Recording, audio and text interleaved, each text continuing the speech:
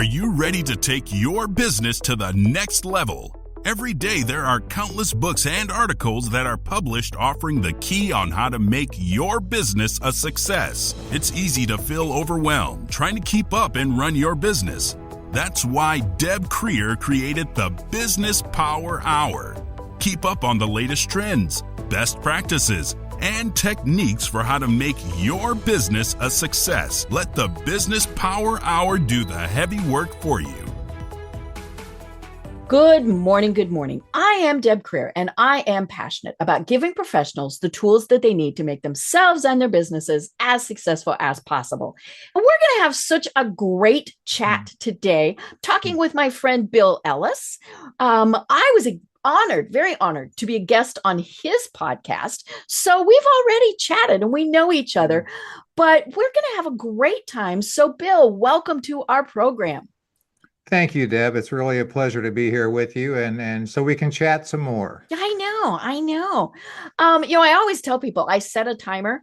I know when there are times where we would miss the next meal if I didn't set a timer. And I'll be honest, in 1,075 podcasts, there have been probably 2 where I got to about halfway and thought, what are we going to talk about? Which always to me meant I didn't do my job right as the host. So let me tell people a little bit about you, and then we'll jump into this. So Bill Elliis is a master at unlocking the fearless potential in others. A veteran of corporate brand management for more than 25 years at the global beverage giant Anheuser-Busch. At some point, I might ask about those horses. Bill has come to learn and deliver his true value in the past decade as a public speaker, certified coach, and brand architect for individuals and businesses. He's an executive coach who works with successful leaders who are asking themselves a question they can't ask anyone else. What's the point of this? Mm-hmm. You know, the CEO who built a $50 million company but feels empty, or the executive who climbed every rung of the corporate ladder only to realize they're not sure why the heck they climbed it. He is also the author of several books, including Women Who Won. I haven't read that, but I need to. A devoted father and grandfather and a husband to Tara Rogers-Ellis, Bill divides his time between St. Louis, Missouri, and Dubai in the United Arab Emirates. I always say that wrong. Traveling the world and broadening his knowledge and following along the way. So again, Bill, welcome. Well, thank you. It's great to be here, and I appreciate the introduction.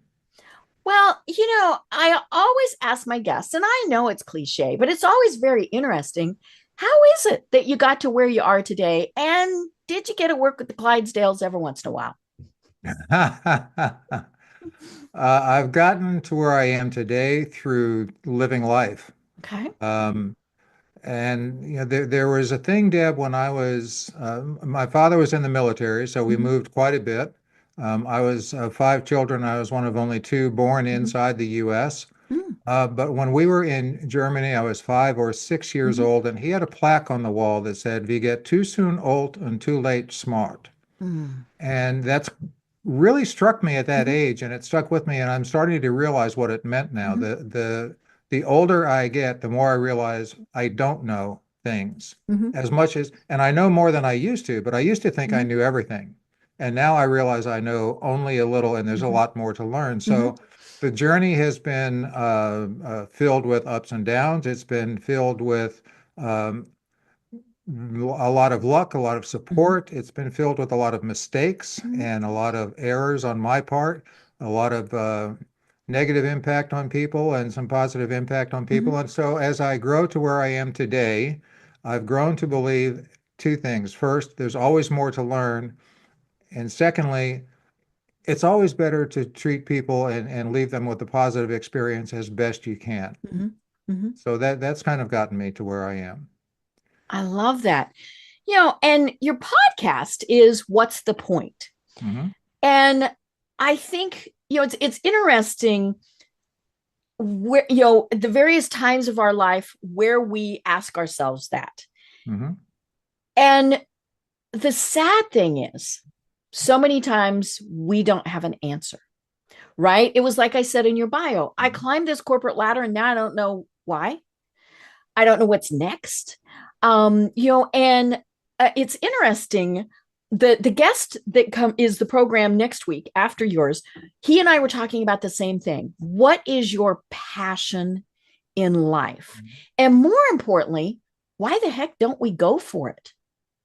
So let's talk a little bit more about that. Why is it that we think, oh, I'll do it later, or I shouldn't do that, or people will mock me, all of those various things?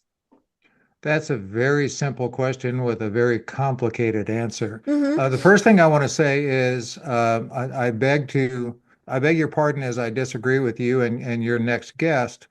I used to believe that finding our passion was the answer. I don't Mm-hmm. believe that any longer. Okay. I believe, and it's one of the reasons I do the show. It's one of the Mm-hmm. reasons years ago I started a blog Mm-hmm. because it's not about finding our passion, because passion is like fire. It will go out Okay. without fuel. Right. Mm-hmm. So what is the fuel? Our Mm-hmm. fuel is our purpose. Our Ah. fuel is the Mm-hmm. answer to the Mm-hmm. question, what's the point? Okay. Mm-hmm. And as I've said in the lead into my Mm-hmm. podcast, what's the point is the question we Mm-hmm. just can't ask often enough Mm-hmm. because there's always something else behind the Mm-hmm. curtain. Mm-hmm. If you go behind the curtain and you see the Wizard of Oz, there's Mm-hmm. something behind the Wizard of Oz, Mm-hmm. and so on. So to me, it's finding the purpose. It's what really is driving Mm-hmm. us. And then we can take that purpose and apply it to something that we are Mm-hmm. passionate about. Mm-hmm. But as our purpose fades, and it will on Mm-hmm. occasion, it will dim, Mm-hmm. uh, but not so quickly as our passion Mm-hmm. will. Passion is an emotion, Mm-hmm. and things change as we go along. Mm-hmm. Hopefully, our purpose stays relatively constant, although it, like I said, it can Mm-hmm. change. Mm-hmm. Passions will definitely change. Mm-hmm. Right. Passions will absolutely Mm-hmm. change as we grow, as we Mm-hmm. gain more experience, Mm-hmm. as we have more success, as we have more Mm-hmm. failures, as we learn more. Mm-hmm. What we're passionate about now may not be what we're passionate about in a month or a Mm-hmm. year or a decade. Mm-hmm. So purpose is the key Mm-hmm. in my view. I love that. And as you were talking about that, I was thinking, oh yeah, how many passions have we had in life, Mhm. right? Sometimes there's several in a day. And in your bio, I talked about the fact that you're a grandfather. The passions of your grandchildren Mhm. are always, it's always so much fun to see what gets little kids excited, right? And or whatever age they are. And then your passion, it does change as we age. And you find Mhm. other things that light your fire or get you excited. And I think a lot of times what happens is we reach it, we attain it, and then it burns itself out. But more importantly, it's replaced with another passion. And so the purpose might actually, from what you're saying is kind of that constant that goes all the way through. It's the driver, as Mm-hmm. I see it. Mm-hmm. It's the driver, Mm-hmm. and passion is the fuel. Mm-hmm. Mm-hmm. So they go together necessarily, but I believe, certainly in my Mm-hmm. experience, that a lot of people, and I used to have it backwards. Mm-hmm. I thought passion would bring me my purpose, and Mm-hmm. I have found out that I need to know my purpose so Mm-hmm. that I can find my passion. Mm-hmm. And that gets me to kind of why I do what I do, because the one example is the top executive that's gotten to the top of the ladder. Mm-hmm. And oftentimes the people I work with are wondering what's next. Mm-hmm. Sometimes they're wondering why. Why? Sometimes they're Mm-hmm. looking at what could I have done? Mm-hmm. Mm-hmm. Sometimes they say, what should I have done? And Mm-hmm. that's a whole different discussion. But Mm-hmm. and so I become that confidant and thought partner Mm-hmm. that helps them work through Mm-hmm. that. I don't always have all the answers, but I Mm-hmm. definitely have some thinking that helps Mm-hmm. them to start to unlock Mm-hmm. some of the answers they're Mm-hmm. looking for. And it's not just the executive that's gotten to the top of the ladder. There are people that are somewhere on what they Mm-hmm. call their ladder of success, Mm-hmm. and they're trying to accelerate Mm-hmm. or they're trying to figure out why. Mm-hmm. And the third, and a very integral part of my story is There are people that suddenly, after a lot of years, find out their ladder's against the wrong building. Right. Oh, yeah.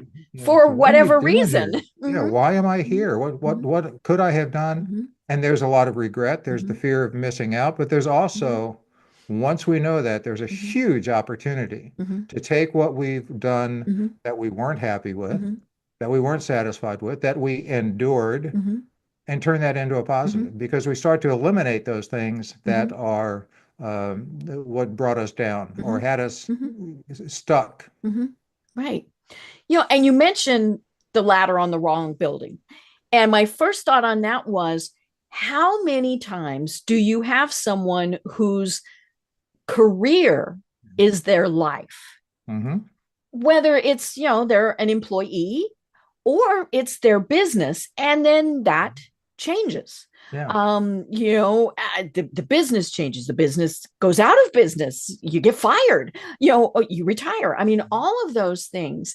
And so what do you tell people who their identity is their career? That is not, you ask very deep questions, and I love them, Deb. Thank you for that.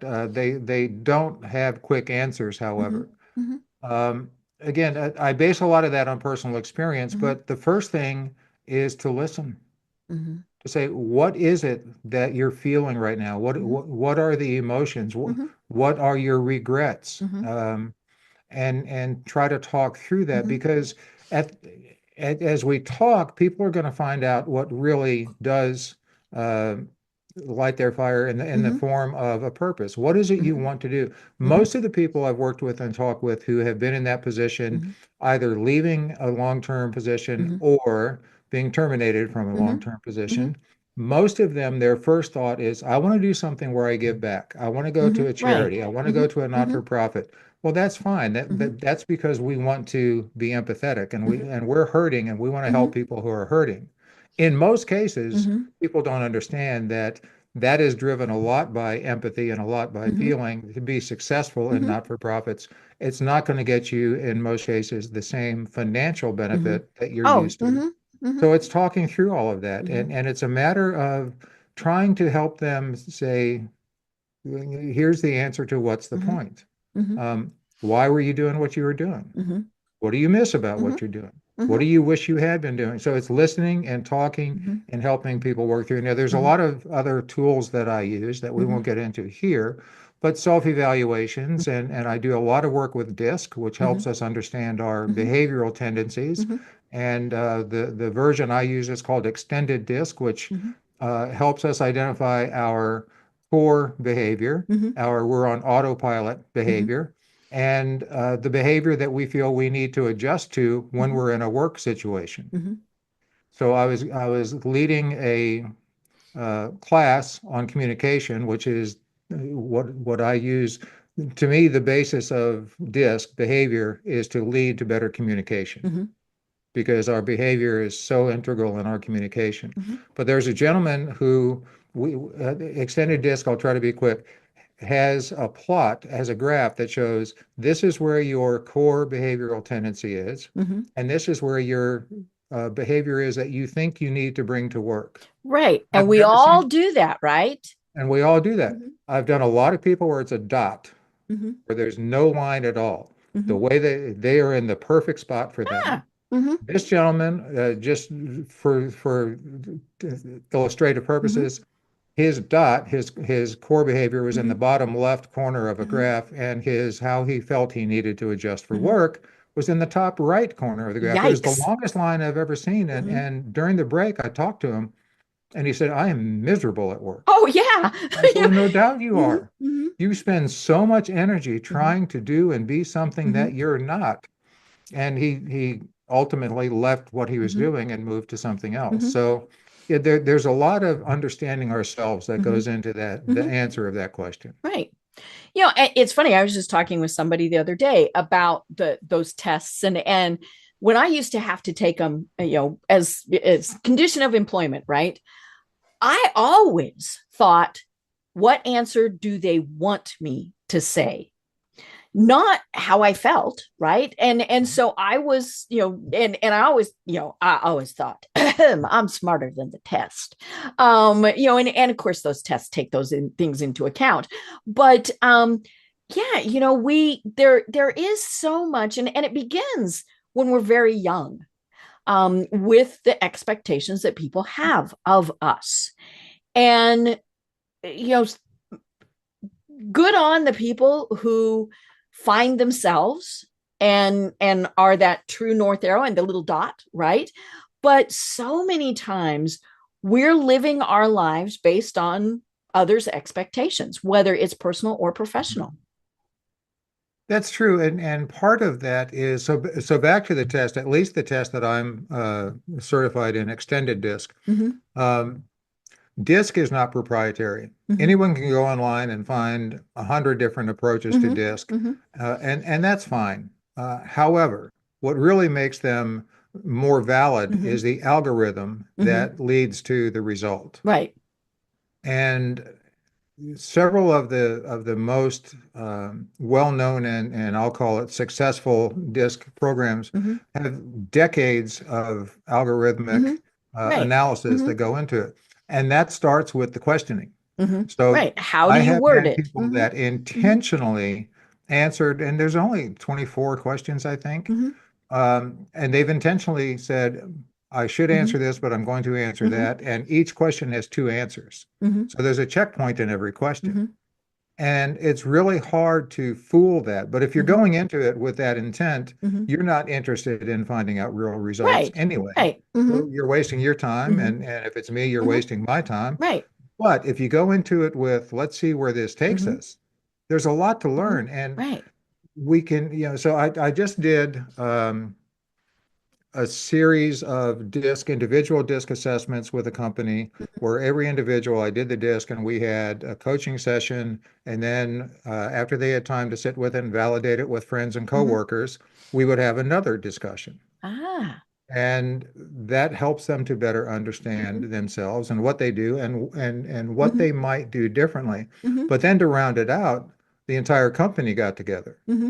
And just a couple of weeks ago, I did a seminar or a webinar workshop is a better phrase with all these people who had taken DISC, who all worked together and helped them to understand what it means, how it fits into better communication, and therefore how it fits into your team working better together because you're all different.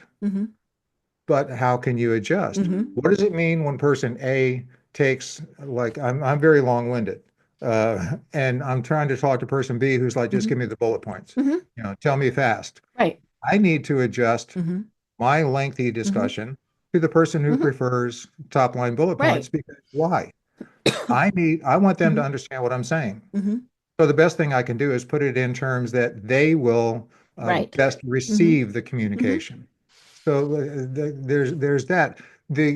The need to adjust at work also, a lot of them, I said, why do you feel you need to do that? And they would say, well, this, that, and the other thing. And I said, well, let's talk about that. And they would realize, I don't really have to do that.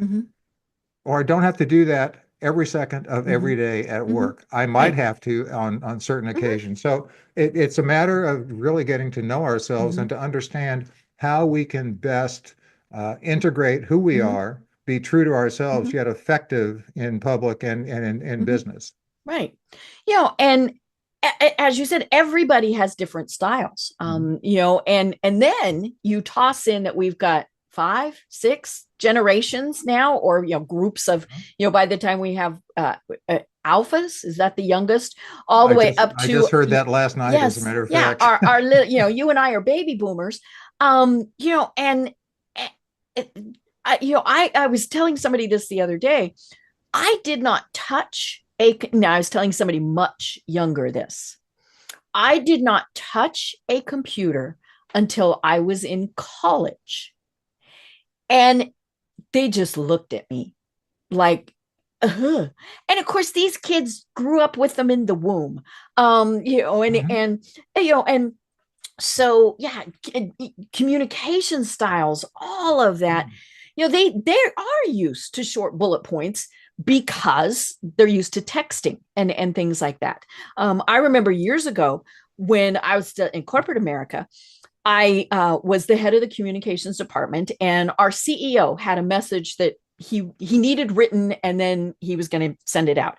And I assigned it to one of my younger team members and made the mistake of not saying, I need to see it first before. And so she wrote it and she sent it to him. And I get this phone call, and it was really funny because our phones, even our office phones, had caller ID, and so you answer differently, right? Because it's the CEO calling, and and I answered. He doesn't say hello. He doesn't say how you doing. He doesn't say hi, Deb. He starts with fire her, and I was like, oh crud. And so I said, okay, explain what's going on. Well, the message she had sent him was basically what she would put in a text message, right? No punctuation, no, you as opposed to YOU, all this. And I told him, I said, okay, no, I'm not going to fire her. We're going to use this as a teachable moment. And I will have her resend it to you because it actually was a good message, but she didn't communicate with him in the way he was expecting. But yeah, I mean, it was just how, and what I told her was, honey, I didn't say honey, because that's a bad word. But I said, you're communicating with the CEO. Yeah. You need to keep that in mind when you're communicating with him. And so she learned learned how to do it better. But yeah, just knowing those simple things can make such a huge difference. We need to know ourselves, Deb. We need to be true to ourselves, but we also need to know our audience. Right. Oh, we yes. need to be able to read the room and know who we're communicating with and who we're writing things for. So I don't want to spend the whole time talking about DISC, but it's a question of what I loved was your response to him. From fire her to no, let me coach her. That's what we all need. Right. What we need, because she just didn't know, I'm assuming. Right. Or she was able to learn differently. And hopefully she stayed on and had a good career there or wherever she's moved on to and realized that we don't communicate in the business world as we do in texting. In particular, like you talked earlier, when a lot of our higher ups are people that didn't have computers when they were young, much less text, and some of them still don't text. Right. So we need to understand that. So that's a key thing about DISC is not only know your own behavior, but there are ways I can help you understand the behavioral tendencies of the person you're speaking with. Right. So that you can adjust how you're speaking. So that's really important. But yeah, I just found out last night that the current generation is alpha because you spoke earlier about my grandchildren. I've got twins that turned 14 in 2 months. Oh my gosh. And I was with them. I was with my son and his wife, not their mother, and my third grandchild, who is a 6-month-old boy. So the discussion was, well, we're Gen Z and he's alpha. And pretty soon there's going to be betas. And I'm thinking, oh my God. And we need him to be named again. Boy, just let him be a kid. Right. But things do change. Right.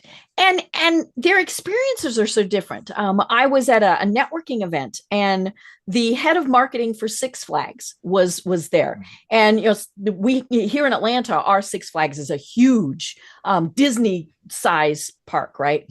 And so, this was a month or so ago. And so they're gearing up for summer because here in Atlanta, it's open almost year round.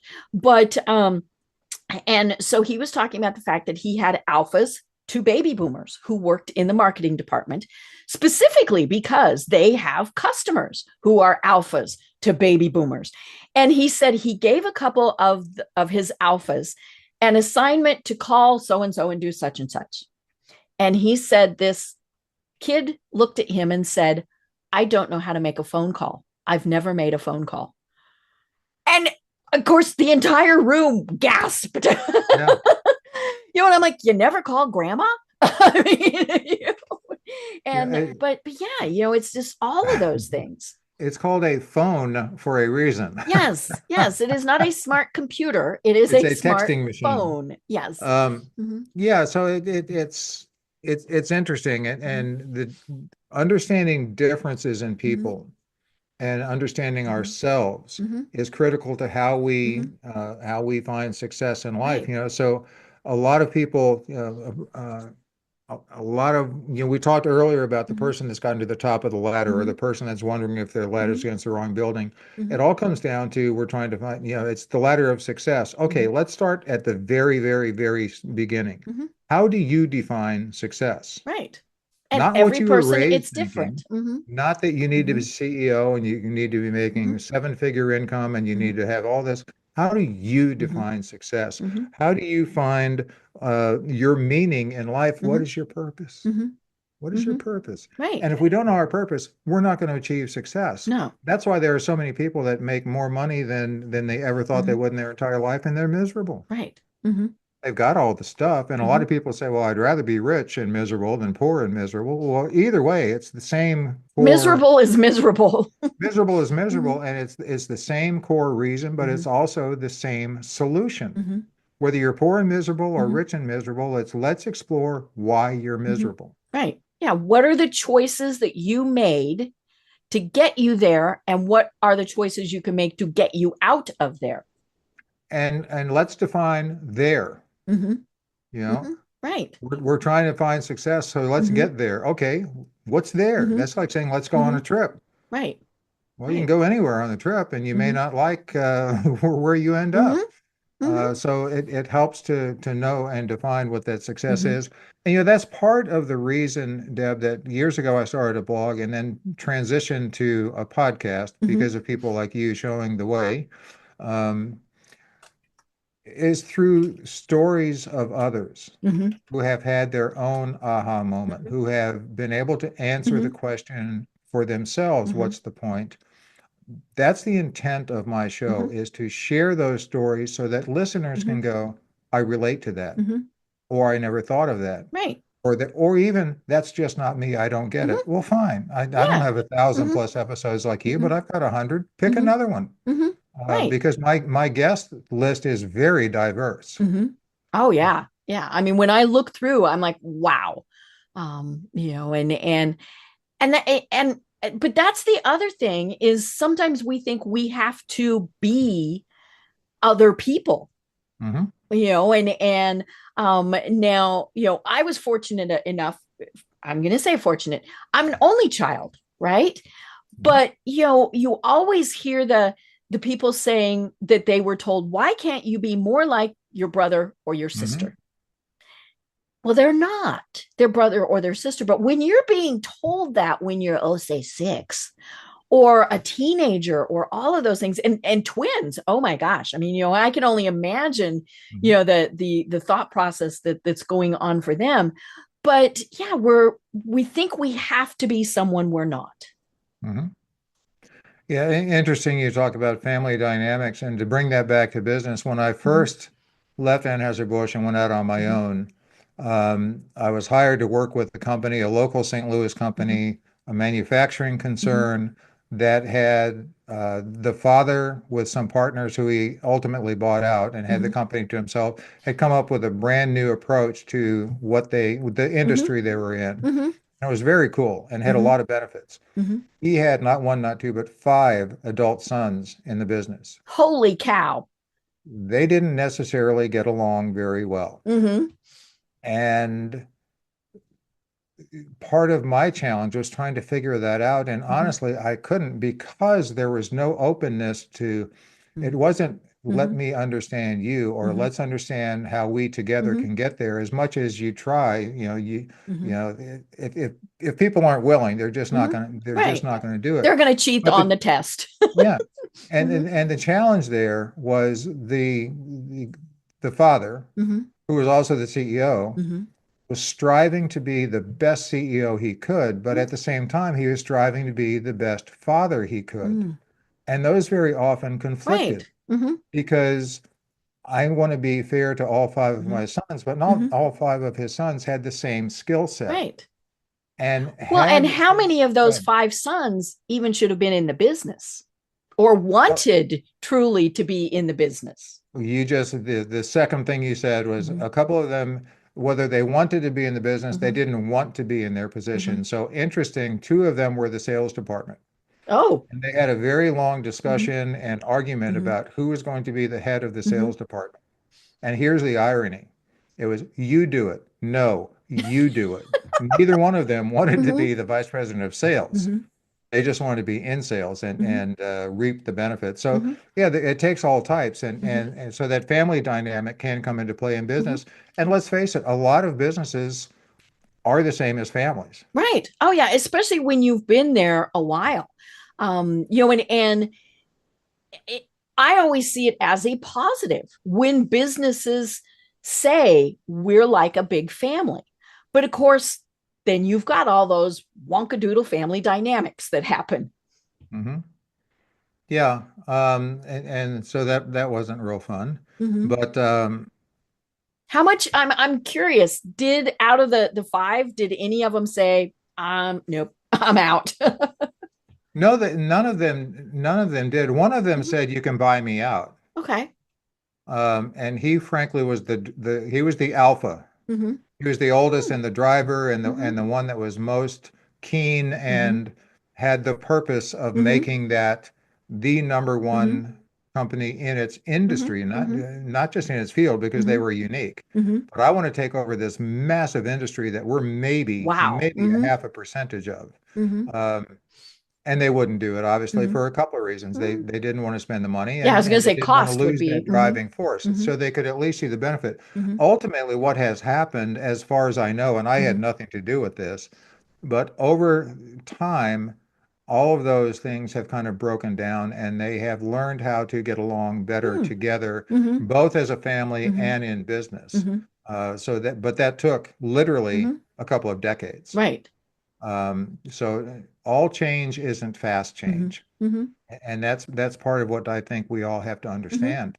Um, we talk about finding our purpose. Mm-hmm. Purpose can change, Mm-hmm. and frankly, a lot of times we don't Mm-hmm. know what our purpose is, which Mm-hmm. is another reason Mm-hmm. I do the Right. podcast. Mm-hmm. So people can they Mm-hmm. can discover Mm-hmm. or they can grow and Mm-hmm. evolve um, and expand what Mm-hmm. their purpose is, Mm-hmm. adjust what their purpose is. Mm-hmm. So I hope that people listen Mm-hmm. uh, and have an aha moment. Mm-hmm. Mm-hmm. That's the reason I do it. And it's not about the metrics of success Mm-hmm. based on money or Mm-hmm. position, in my opinion. Mm-hmm. It's helping people understand what they find to be Mm-hmm. success so that they are successful people and that they're moving beyond Mm-hmm. just achieving and they look to live with intention. They Mm-hmm. look to live Mm-hmm. and seek fulfillment, Mm-hmm. personal fulfillment, as Right. opposed to my parents are so happy I'm a doctor now, Mm-hmm. and I hate being a doctor, or Right. whatever the case Mm-hmm. might be. Mm-hmm. Or my wife or my husband expect this, Mm-hmm. and I'm doing that, but it's not me. Mm-hmm. Okay, well let's work through that. Mm-hmm. Right. And it's interesting. I kept thinking, Simon Sinek says, what is your why? Hmm. And that is, what is your why? What is your purpose?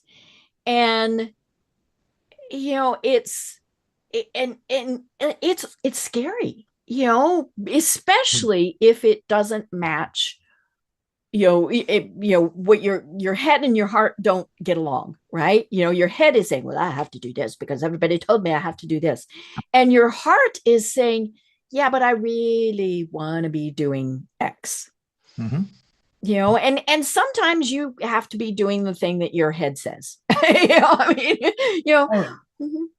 100%, Deb, and because I'm not saying that if my purpose is to be the best, I don't know what's hot today, pickleball player, which I've never Mhm. played in my life, that's not going to help me achieve what I need to achieve Right. in life. Mhm. So oftentimes we're in Mhm. a position professionally or for the Mhm. purpose of earning a Mhm. living so that we can fulfill our Right. life as a parent, as a Mhm. grandparent, Mhm. to travel, to Right. do things Mhm. that we've always wanted Mhm. to do. So the key is not to become a prisoner of Mhm. that. Mhm. The key is to understand that we have a job, and it might be just we have to do it now as we move towards whatever's next. Right. But if we hate it, Mm-hmm. then we have to give some really serious Mm-hmm. thought to if we're hating where we're Mm-hmm. working, or any situation Mm-hmm. for that matter. Right. Yeah. Personal, professional. Mm-hmm. Exactly. Let's address that. Mm-hmm. So the other thing that, a lot of folks I work with are trying to figure out their best next move. Mm-hmm. So that's where my term thought partner comes Mm-hmm. into play, Mm-hmm. and thought partner, confidant. Mm-hmm. Uh, one thing that I pride myself on is a strong commitment to Mm-hmm. confidentiality. And Um, and I was going to mention that it's in my notes. I actually wrote it down. Um, Most coaches, they might say, we have confidential discussions. They have that word in there, but you have a page on your website that specifically is about being a confidant. And I love that. So yeah, tell us more about that. Well, and confidant is something. It's the best word I could think of Mm-hmm. for that kind of wraps up some of what I Mm-hmm. consider my core traits. Mm-hmm. I'm gonna take. I'll give you a little peek behind the curtain of Bill the person. Mm-hmm. Um, I have been in recovery from alcohol for Mm-hmm. 36 years. More Mm-hmm. than half my life, I've been recovering from alcohol. The Mm-hmm. first half of my life had a lot of destruction and a Mm-hmm. lot of mess and Mm-hmm.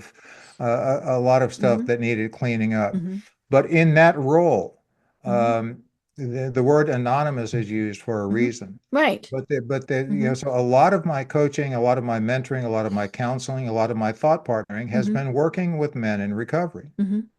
sorting through a lot of things that we have done in our Mm-hmm. lives, Mm-hmm. and how to correct them as best Mm-hmm. we can, how Mm-hmm. to set things straight Mm-hmm. as best we can, and Mm-hmm. how to move forward. Mm-hmm. And all of that is 100% contingent on I have to trust that what Mm-hmm. I'm telling you, you're not going to tell anyone Right. else. Mm-hmm. Because I've heard some things that most people would be shocked Mm-hmm. at, and not that I wasn't, Mm-hmm. but I can't go tell anyone because Mm-hmm. I don't want to. Right. Right. And it's critical. So taking that approach Mm-hmm. into the business Mm-hmm. world, speaking with Mm-hmm. people that are trying to sort through Mm-hmm. some things, especially senior Mm-hmm. people, company owners, Mm-hmm. top executives Mm-hmm. who don't have anyone else to really share that with. Right. Yeah. A And lot of and they people, can't share with the people that work for them, right. especially if they're having the I don't want to be doing this thoughts. Yeah, that's a very valid situation, and I've worked with people on that. Mm-hmm. Another one that comes to mind that is Mm-hmm. almost purely business. I worked with a gentleman who owned a bank here in Mm-hmm. St. Louis. Yes, Mm-hmm. people own banks. Mm-hmm. It's very lucrative, I'm told. Mm-hmm. Um, but he was at a point where he and his wife had started this bank years Mm-hmm. ago, and they built it into a very significant Mm-hmm. financial institution, very committed Mm-hmm. to knowing what their purpose as a financial Mm-hmm. institution, knowing what their brand, Mm-hmm. and by brand, I mean what their value is, Mm-hmm. what people think of Mm-hmm. when they did work with this bank. And it was something that they'd sunk their life into. But Mm-hmm. with regulations becoming what they Mm-hmm. were, his concern was, I'm not sure how we survive. Mm-hmm. And frankly, I'm not sure I want to. Mm-hmm.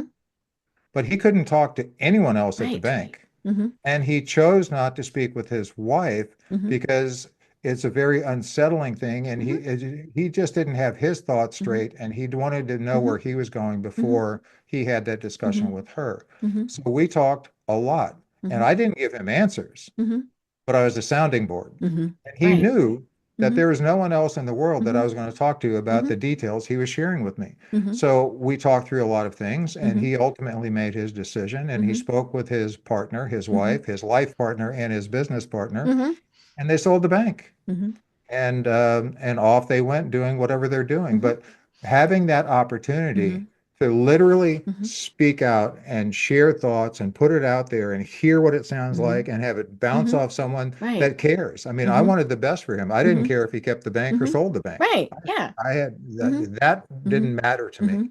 Helping him find out what's the point. Mm-hmm. Right. is what mattered to me. Well, and in a non-judgmental way, Mm-hmm. not looking at him and saying, "You're crazy. How could you give all this up?" Or, any of those things. Because I think that's the thing that people are most afraid of, is that they'll be judged. And so then they just don't tell anybody. And the reason they're afraid of that is we all judge. Oh yeah. Oh yeah. And And it's really hard, if they're, to keep, the stoic face while your brain is going, seriously? yeah, but see Mhm, that too, Deb, is that's very real. mhm, However, I've been very fortunate in my mhm, experience to be able to share some of the stuff I've done with people mhm. and just Right. have them go, okay, Mhm.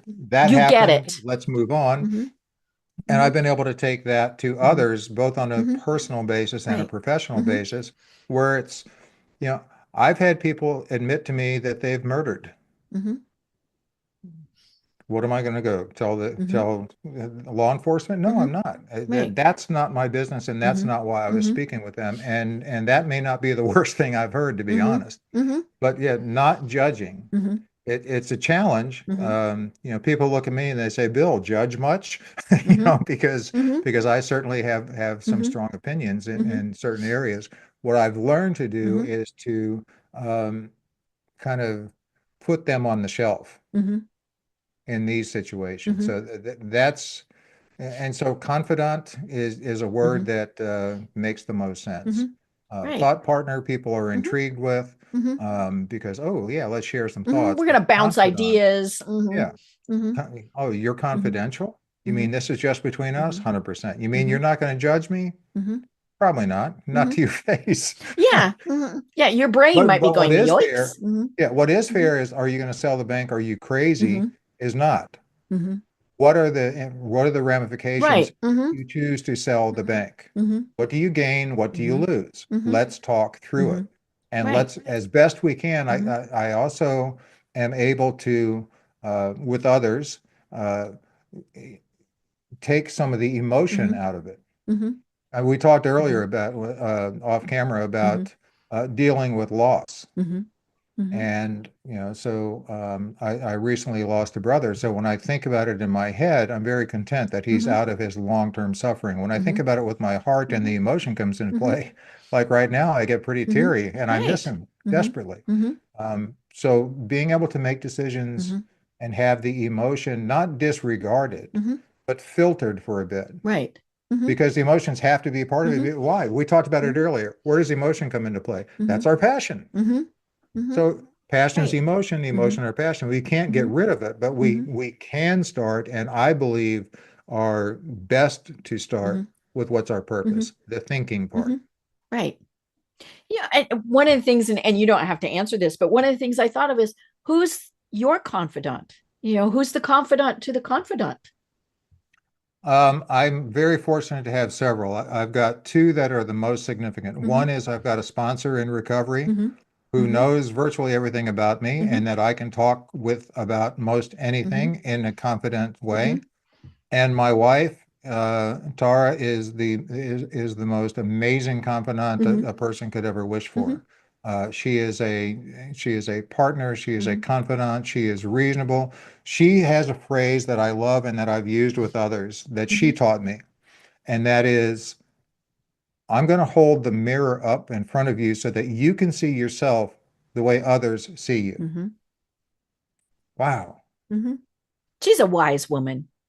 Oh, she is incredibly Mhm. wise Right. and a true gift. Mhm, She also has yeah, helped me understand that moving on, trying different mhm, things, exploring, mhm, not putting it off, mhm, are all mhm, incredible traits. mhm, And so we have been married for coming up on 10 years. mhm, We have a unique relationship. You mhm, mentioned in the introduction that we have a long distance mhm, relationship for the time being, mhm, because she has her business in Dubai and mhm. I'm here in St. Louis with my Right. business and my And you get a family. lot And of frequent flyer miles. a lot of people think that that's another story, but Mhm, yeah, I get a lot of miles in the air. I'll put it mhm, that way. mhm, Uh, um,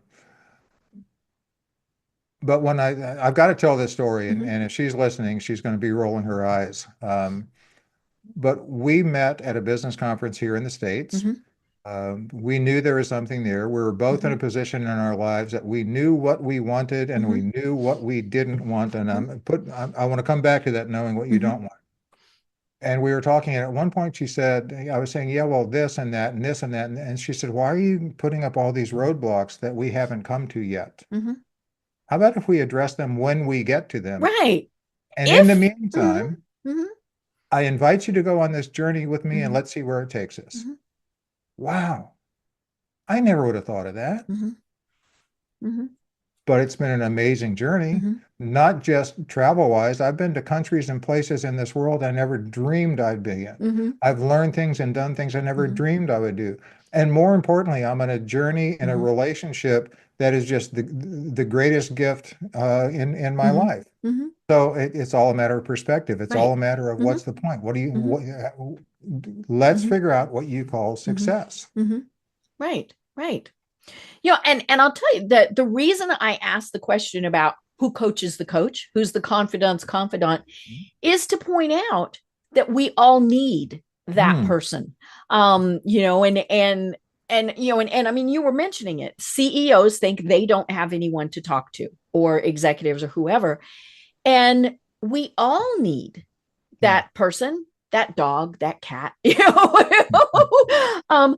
But yeah, you need someone that you can share that with. You know, and I think that's where we see people have challenges, is when they don't, when they feel that they're so alone. Right. When we are isolated, when we have to keep things to ourselves, a lot of things happen. We feel lonely, we feel isolated, but another phrase I heard years ago, that a lot of phrases that I've heard that resonate with me, and this was from a gentleman, I won't even get into his background, but he used to say to me and many others, a problem shared is a problem half solved. And it took me a while to realize that, because when I share something and get it out of my head, I make it real. I make it tangible. I put parameters on it. If I keep it to myself and it's bouncing around my brain. Oh, yeah. All those little stories and bugs that are going on, right? And nothing's ever the same. It changes. What, you know, my assessment of it today is going to be different than what it is in 5 minutes.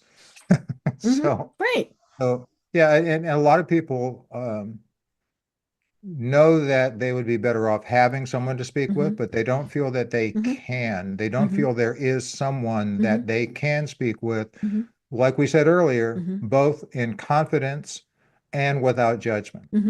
Right. And that's a role I strive to fill. Right. You know, and it's funny, I mentioned that I'm an only child. You know, I didn't have really confidants growing up. You know, and so it is more of a challenge for me to do that. And you know, of course, we see that in large families with the opposite, where you know, they never felt their voice was heard.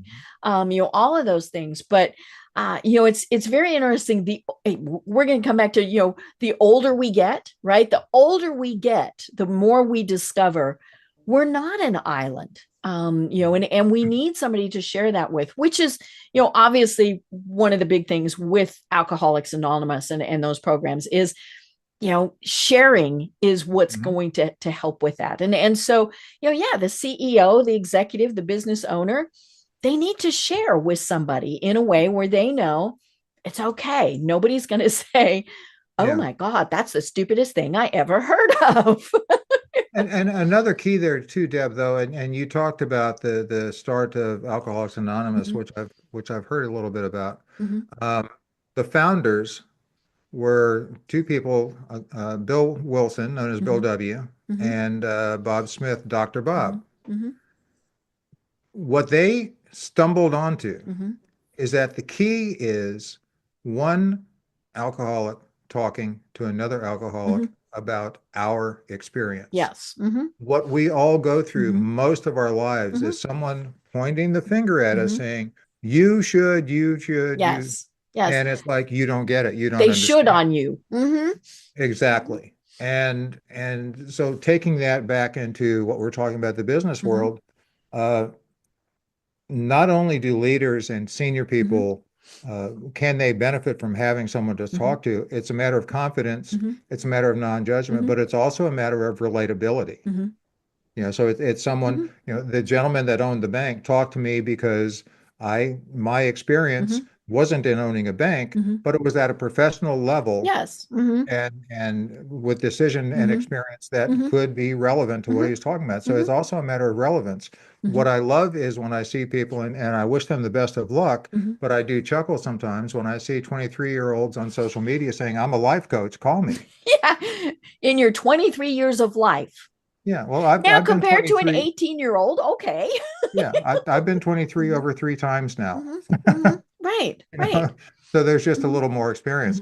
That said, there are some people that don't relate to me because I've been 23 over 3 times. So it's like you said, a 23-year-old can maybe help a 30-year-old or an 18-year-old, but it's all a matter of relevance. Let me jump back quickly to just something I talked about because I think it's an important point.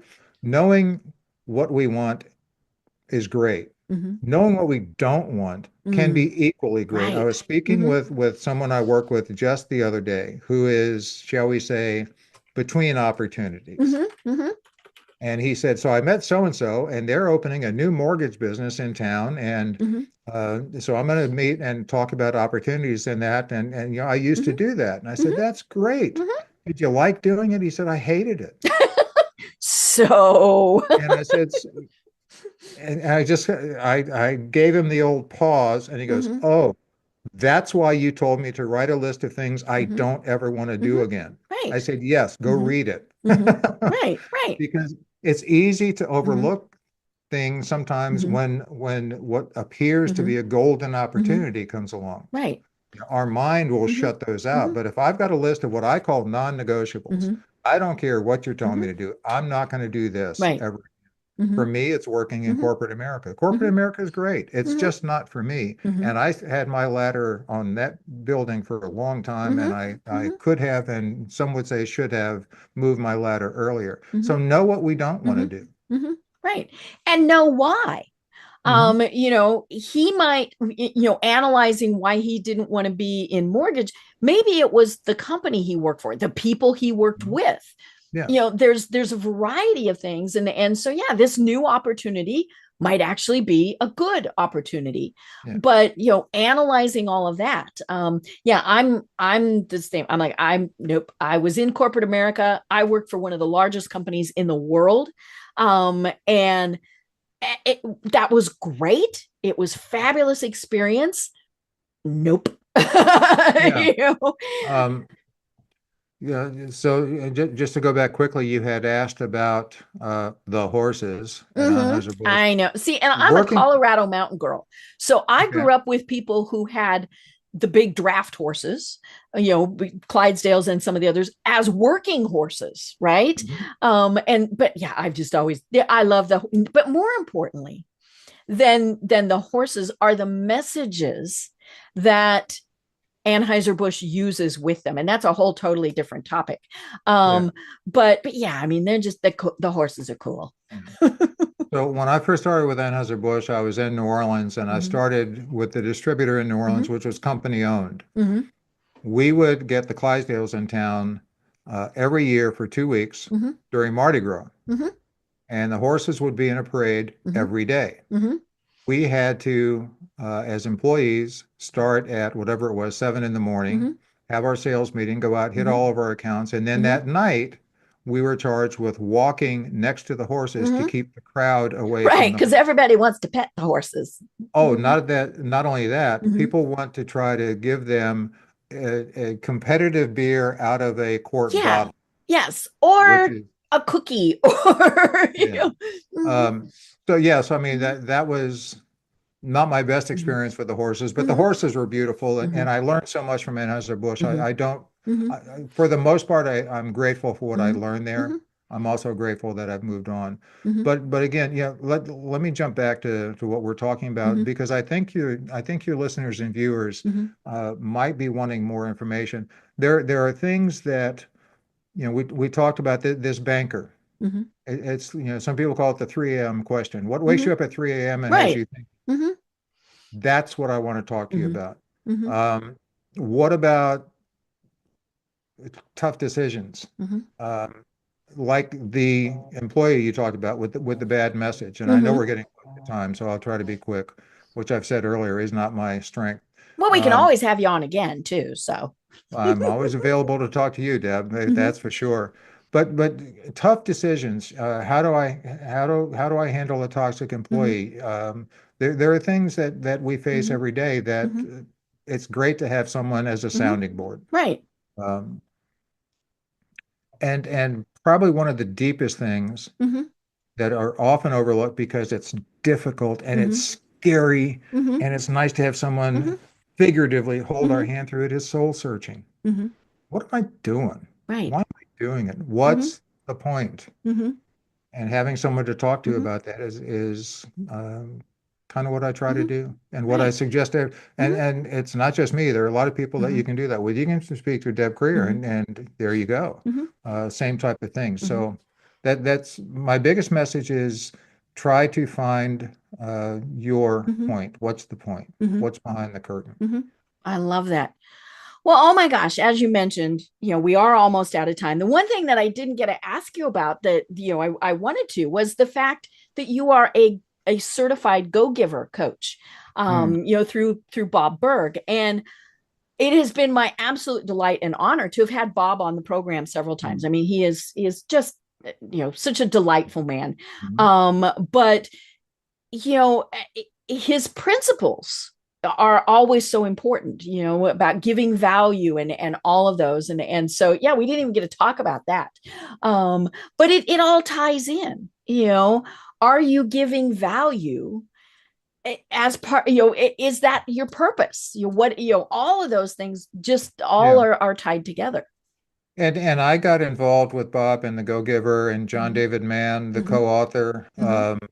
because of that, because Mm-hmm. their philosophy resonated so Mm-hmm. strongly with me. A, Mm-hmm. a whole nother story we don't have time to get into is that Tara and I met at a Go Oh, Giver I love it. conference, Mm-hmm. and we are the first Go Giver marriage. Oh. Um, so that's a little something we Mm-hmm. we have, but you know we need more time to talk about value Mm-hmm. because Mm-hmm. my professional life has been in Mm-hmm. branding, and people are Mm-hmm. so confused about what branding is. Your Mm-hmm. brand is your value, and Mm-hmm. everyone tries to focus on brand messaging, Right. Mm-hmm. which is here's my logo, Mm-hmm. here's my website. Mm-hmm. That's messaging. But if you Mm-hmm. don't know what you're messaging, it Mm-hmm. doesn't really matter. Mm-hmm. And value, so many people think Mm-hmm. value is lower the price. Mm-hmm. No, Right. no, Mm-hmm.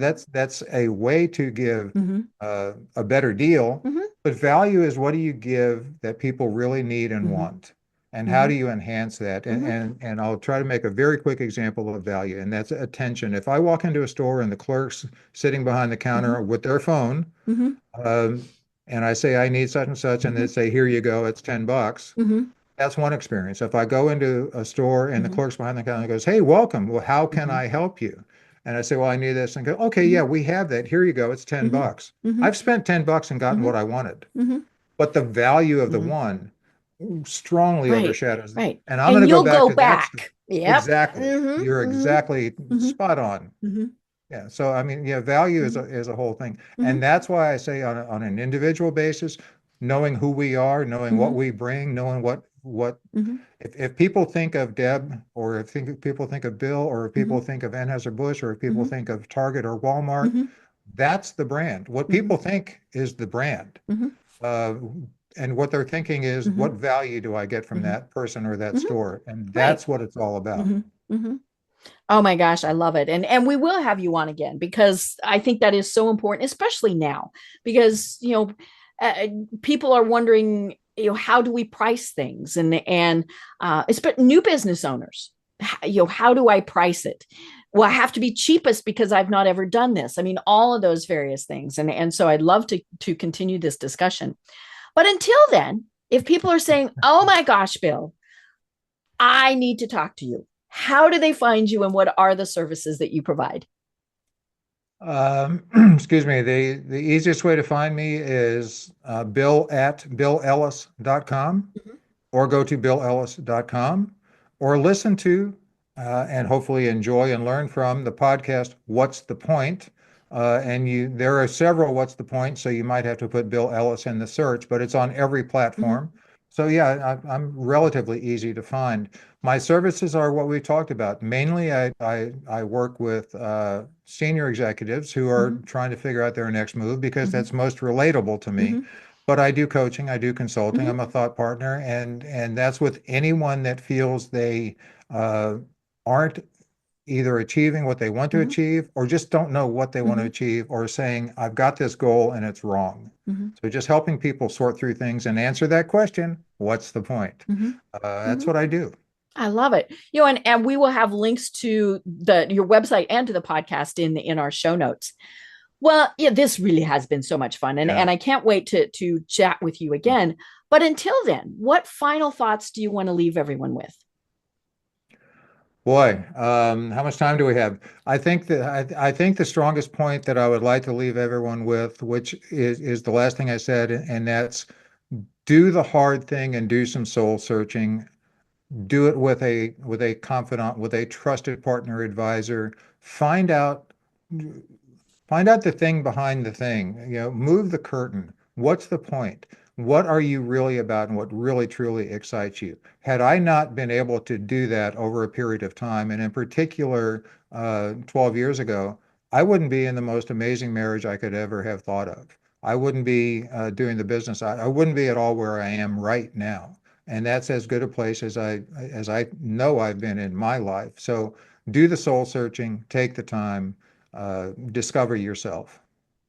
Oh my gosh, so much fun and such wise words. Well, I'm Deb Creer. I've been having a wonderful discussion with Bill Elliis. And until next time, everyone have a great day. Thank you so much, Deb. It's been great. Tune in for our next program for even more trends, best practices, and techniques for how to make your business a success. The Business Power Hour, hosted by Deb Creer, is proud to be part of the C-Suite Network.